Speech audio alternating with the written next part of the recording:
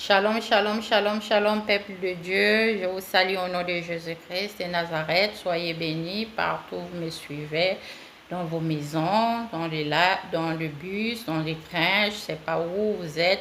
Je vous bénis au nom de Jésus-Christ de Nazareth. Nous avons un pensée du jour à partager dans le livre de Daniel 10, versets 12 à 13. Notre thème de ce soir: quand la réponse tarde. Quand la réponse tarde, que fais-tu pour les enfants de Dieu? Quand la réponse tarde, que fais-tu, mes bien-aimés?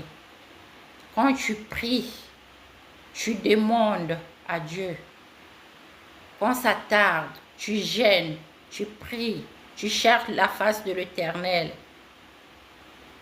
Quelle est ta réaction quand ça tarde? Nous allons voir dans le livre de Daniel 10, verset 12 à 13, nous dit quoi? Daniel ne craint rien, car dès le premier jour où tu as eu à cœur de comprendre et de t'humilier devant ton Dieu, tes paroles ont été entendues, et c'est à cause de tes paroles que je viens. Mais le chef du royaume de Perse m'a résisté pendant 21 jours. Alléluia. Là, on voit l'histoire de Daniel. Daniel qui était un homme intègre devant l'Éternel. Daniel qui était un homme droit comme ça là. Il avait des situations, il avait des soucis dans sa vie. Le Seigneur l'a mis dans son cœur de prier, de rentrer dans la prière. Mais quand il est rentré dans la prière, peut-être il a fait 15 jours, 10 jours, il ne voyait pas la réponse de Dieu. Le Seigneur, tellement il est amour, il est venu l'envoyer l'ange pour lui fortifier. Là, c'est moi qui peux poser cette question.